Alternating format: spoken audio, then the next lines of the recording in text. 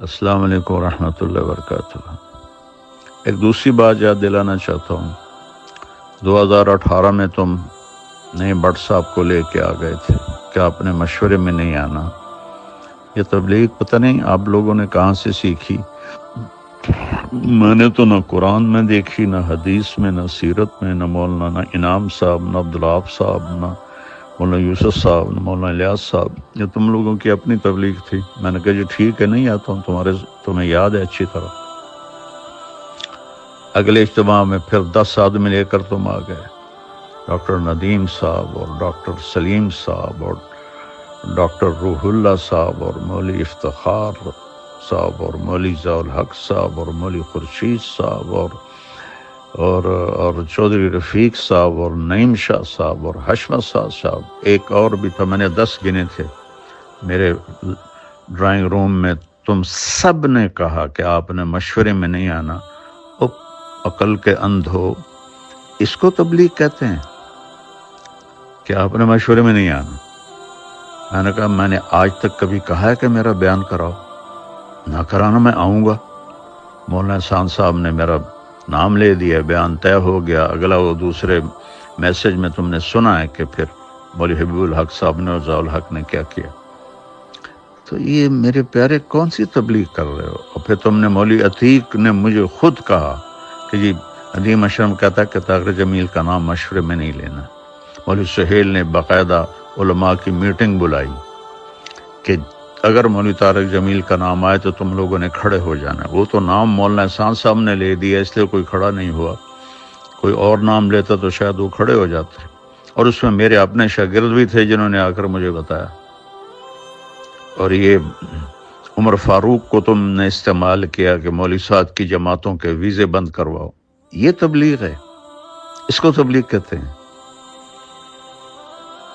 نہ تم لوگوں کو دین کی سمجھ ہے، نہ قرآن کی سمجھ ہے، نہ سیرت کی سمجھ ہے۔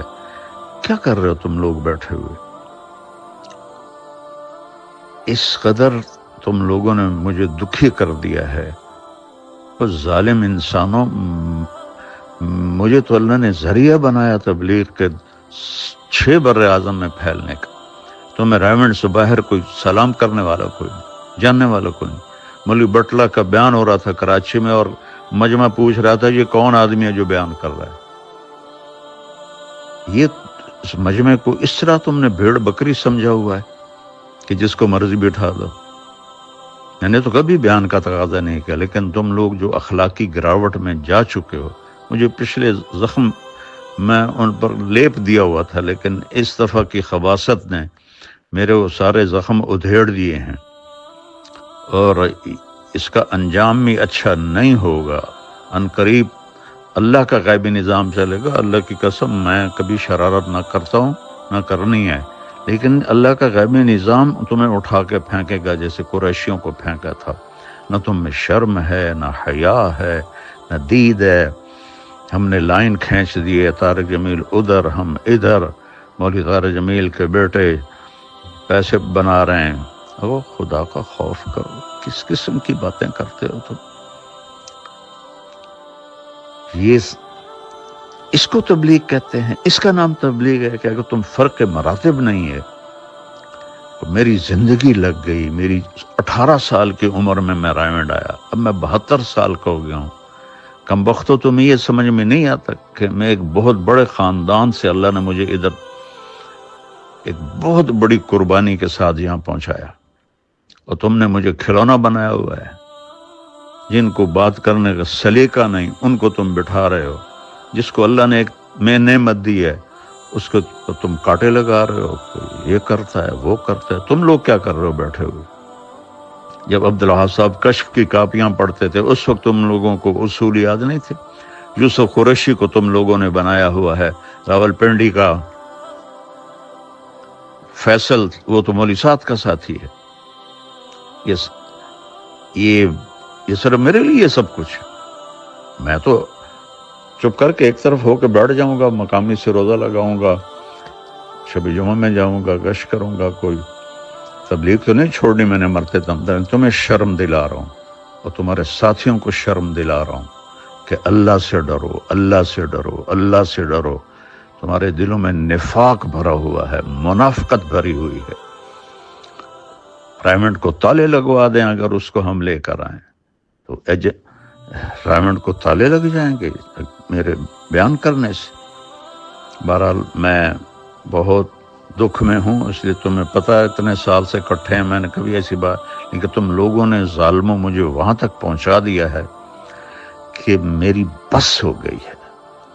اور تم بھی انشاءاللہ تیار رہو، تمہارے بستر بھی گول ہونے والے ہیں۔ اگر تمہاری یہی بد اخلاقی اور یہی منافقت رہی تو تمہارے بھی بستر گول ہونے والے ہیں۔ مولوی بٹلہ صاحب امیر ہیں، کس نے ان کو امیر بنایا ہے؟ کس کے سامنے یہ فیصلہ ہوا ہے؟ جو ایک سیکنڈ کا غصہ نہیں برداشت کر سکتا وہ امیر بن سکتا ہے؟ اور اس کو بھی تم لوگوں نے اپنے ہاتھوں میں رکھا ہوا ہے۔ یہ میں سارے میسج اب پوری دنیا میں پھیلاؤں گا۔ السلام علیکم ورحمۃ اللہ وبرکاتہ۔ ایک اور بات عرض کرنی ہے، تو 2000 میں مولوی ارشد گروپ آیا اور راجہ افسر، ان کی وجہ سے میں خاصا نشانہ بنا رہا، اور پھر رائیونڈ کا انتظام بھی سارا درہم برہم ہو کے رہ گیا، تو اللہ تعالیٰ نے ان کو فارغ کر دیا، اور اس کی جگہ قریشی صاحبان آ گئے۔ کچھ عرصے کے بعد قریشی صاحبان بھی اسی ڈگر پہ چل پڑے، تو پھر اللہ تعالیٰ نے ان کو بھی فارغ کر دیا۔ اب ماشاءاللہ آپ لوگوں کا گروپ دونوں سے بازی لے جا چکا ہے، تو خیال کرو اب تمہارے جانے کا بھی وقت قریب ہے، کیونکہ اللہ کا جو نظام چلتا ہے اسے کوئی روک نہیں سکتا۔ میں تو دعا کروں گا، تم میرے بہت پیارے دوست و ساتھی ہو، اللہ تم سب کو استقامت بخشے، لیکن جو تم لوگوں نے یہ حماقتوں کے انبار لگائے ہیں اور انتہائی نااہلی کا ثبوت میں دونوں فریقوں سے آگے بڑھ گئے ہو، میں تمہیں نہیں کہہ رہا ہوں، تمہارے بارے میں مجھے پتا ہے، تم بالکل مجبور ہو، میں بالکل قسم کھاتا ہوں، میں تمہارے ذریعے سے اگلوں کو سنا رہا ہوں کہ اب تمہارے بھی جانے کا وقت قریب ہے۔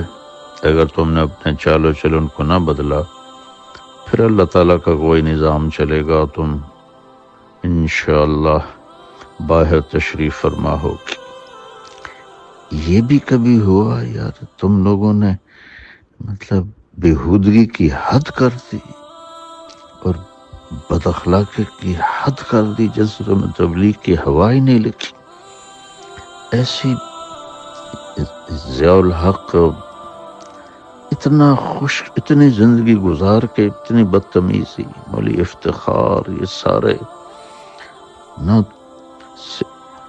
مطلب تمہاری تو گواہی میرے پاس سینکڑوں طرف سے آئی ہے کہ تم بڑے اخلاق والے ہو، بڑے تحمل والے۔ یہ تو سارے زبانوں میں اپنے منہ میں چھریاں لے کے بیٹھے ہوئے ہیں۔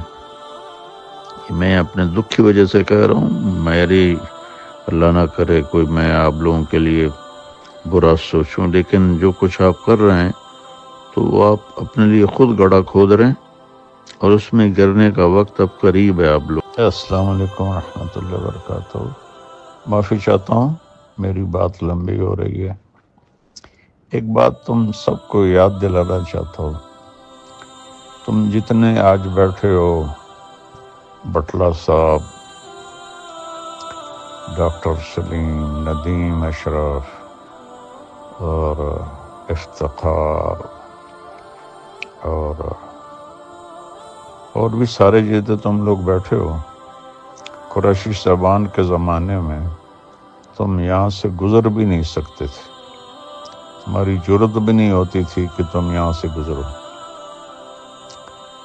کوئی اچھا برتن تمہارے سامنے پڑا ہوتا تھا، تم لوگوں کے سامنے میری مراد ہے، ضیاء الحق کے آنے کا پتہ چلتا تھا تم لوگ برتن چھپا لیتے تھے کہ ضیاء الحق دیکھ نہ لے، خواجہ ضیاء دیکھ نہ لے۔ تو تمہیں یہ بھول گیا ہے کہ ان دونوں کو یہاں سے کون لے کر گیا تھا؟ میں تو تم سب کے مشوروں میں بیٹھنے کا ذریعہ بنا ہوں، اور احسان تو جانور بھی نہیں بھلاتا، اور تم لوگوں نے تو حد ہی کر دی۔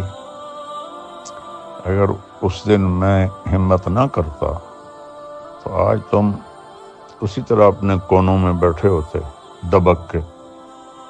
تو میں نے جنگ لڑی اور ان کو وہاں سے نکالا، اور پھر ان کے آنے کے راستے بند کیے، اور میں ہی سبب بنا تمہارے مشورے میں بیٹھنے کا، اور مجھے ہی تم نے اپنا ایسا دشمن بنا لیا کہ کھڈے کھود دو، گاڑیاں کھڑی کر دو، یا کوئی شرم کرو، کوئی حیا کرو آپ لوگ سارے۔ مولوی خورشید تمہیں نہیں کہہ رہا ہوں، واللہ یہ ان کو کہہ رہا ہوں، ضیاء الحق جیسوں کو کہہ رہا ہوں کہ تم لوگ حیا کرو، کوئی شرم کرو۔ اس کا نام تبلیغ۔ 2018 میں مولانا احسان صاحب نے میرا بیان کی رائے دے دی اور طے ہو گیا، اور مولوی ضیاء الحق کہنے لگا کہ میری رائے ہے کہ مولانا طارق جمیل بیان نہ کریں، آنے جانے والوں سے گفتگو کریں۔ اس احمق کو اتنا بھی نہیں پتا کہ اس کو رائے کہتے ہیں۔